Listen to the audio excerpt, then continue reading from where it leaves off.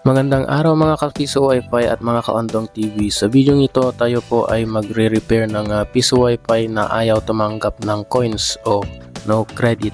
Pero bago po natin simulan ang video ito ay intro muna tayo guys.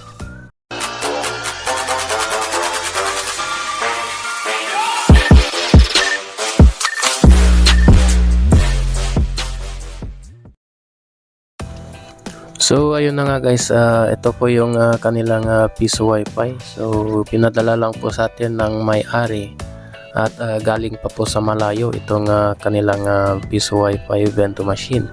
So yung sira daw po nito ay ayaw daw po tumanggap ng coins, at the same time ay hindi po siya nagke-credit. So wala pong time at hindi po nagka-count yung hinuhulog nilang coins. I-trace lang natin kung saan yung connection ng internet at saan yung connection ng from USB to LAN to access point po natin. So yung maiksi dyan guys ay papunta po yan sa internet, yung maiksing LAN cable na blue, and yung LAN cable na mahaba naman po ay yan po yung papunta sa ating access point guys. So gagamit po ako dito ng Tenda router na naka WISP mode. Ayan. So dito po tayo kukuha ng source ng internet. Ayan siya guys, papunta yan sa ating Orange Pi 1 na board. So yung isa namang pong mahaba ay papunta po yan sa ating access point. So gagamit po ako dyan ng kininfigure kong modem po ng PLDT. Ayan. So ginawa ko po siyang access point for troubleshooting po guys. Ayan. So ilagay lang natin sa LAN 1. Ayan. So saksak na po natin lahat. So una po nating saksak yung access point. Ayan. Sunod po nating saksak yung internet po natin. And ayan, Tenda router. And saksak po natin itong Piso Wi-Fi Vento machine guys. Yan.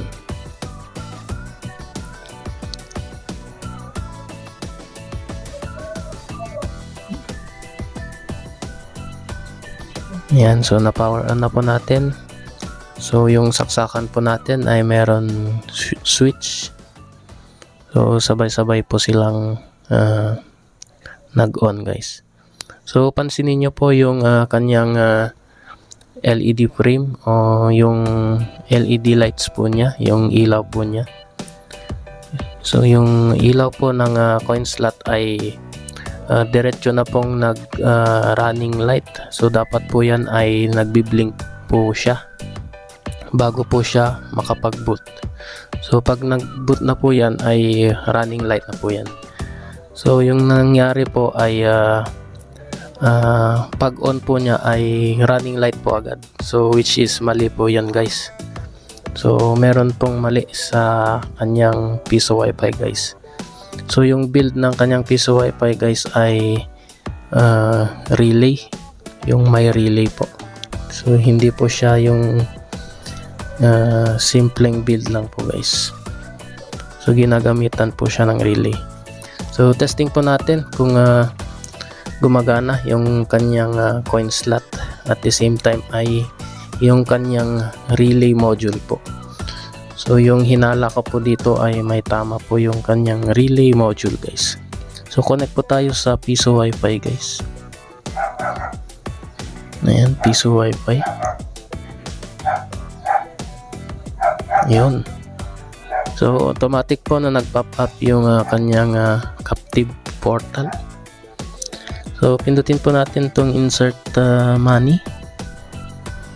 So dapat po yan ay blinking lights po pag pinindot yung insert money. So hindi po nag-react yung kanyang LED lights or LED frame po. So wala, hindi po nagre-react yung kanyang relay, yung kanyang relay module po sa loob. So hindi po nati-trigger yung relay niya. So kaya po hindi po mahulugan ng coins ay hindi po nagre-react yung kanyang relay module. So testing po natin itong 5 piso. Ayan, nahulog lang po sa baba, sa labas po. At hindi po nahulog sa loob. Kaya po hindi po nagka-credit. Ayan, 5 peso. Ulitin po natin. Ayan, linuluwa lang po siya guys. Ito naman pong 10 piso or 10 pesos. Ayan, parehas din po guys.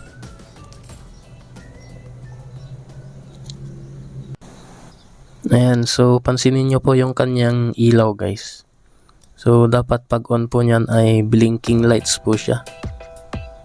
Ayan, so naging running light po kaagad. So pag booting or pag nagbo-boot po ay dapat blinking lights po yan guys. At hindi po running light. Ayan, running light po agad siya guys. Ayan. So buksan po natin yung likod. At hanapin po natin yung kanyang relay module guys. So baliktarin po natin para po ma-access po natin yung kanyang relay. Kasi po nasa taas po siya. Ilapit lang po natin tong camera. So ayun po yung kanyang relay module guys. Ito po yung nagti-trigger pag pinindot po natin yung insert money or insert coin, ay nabubuhay po yung coin slot. At the same time po yung running light po sa LED lights or LED frame ay nagiging blinking lights po, from running light to blinking lights. Tapos po yung pansin nyo po yung coin slot, pag naka-standby po ay nakapatay po yan. Pag pinindot po natin yung insert money or insert coin, saka lang po nabubuhay guys. So meron po dito akong bagong relay module guys. So papalitan po natin yan. Gagamit po tayo ng screwdriver na malaki at saka isang maliit po guys. So kunin ko lang po. Ayan, isa pong maliit at isa pong malaking screwdriver guys. At saka yung pampalit na relay module guys, single channel relay module. Ayan. So simulan po nating buksan or tanggalin yung kanilang mga screws.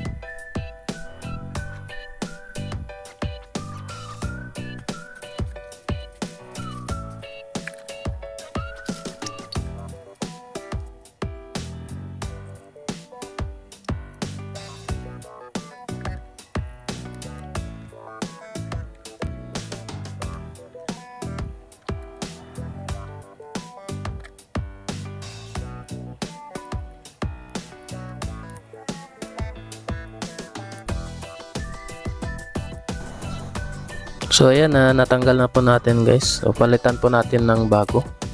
So ito po yung single channel relay module guys.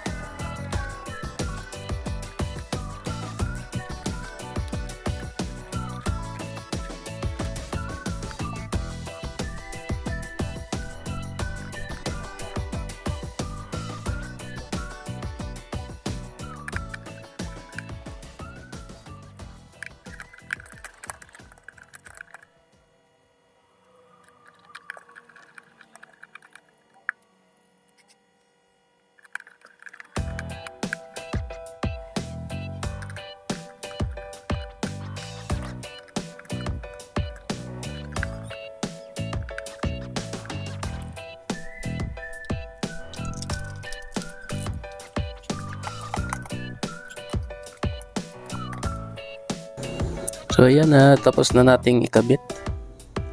So testing na po natin.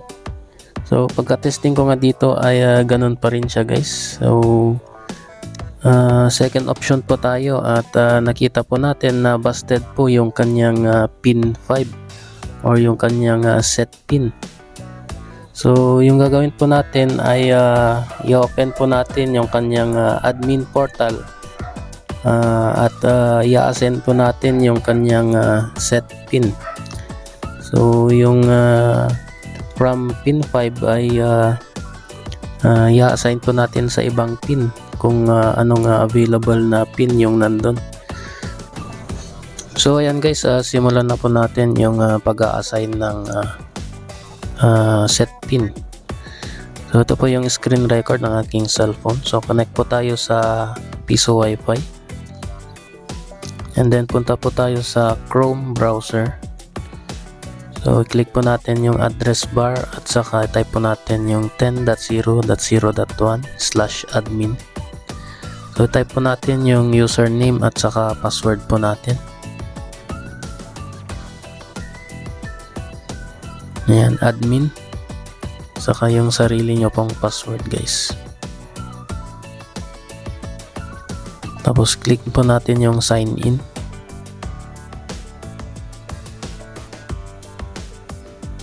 Yan, so andito na po tayo sa kanyang admin portal. So click po natin yung first icon sa top right corner. So punta po tayo sa coins or bill settings. So tingnan po natin yung relay pin. Ayan. So yung relay pin nya guys ay nasa pin 5. So 5 po yung naka-assign. So dyan na po natin papalitan. So palitan po natin ng 15. So dito po ako nagkamali guys.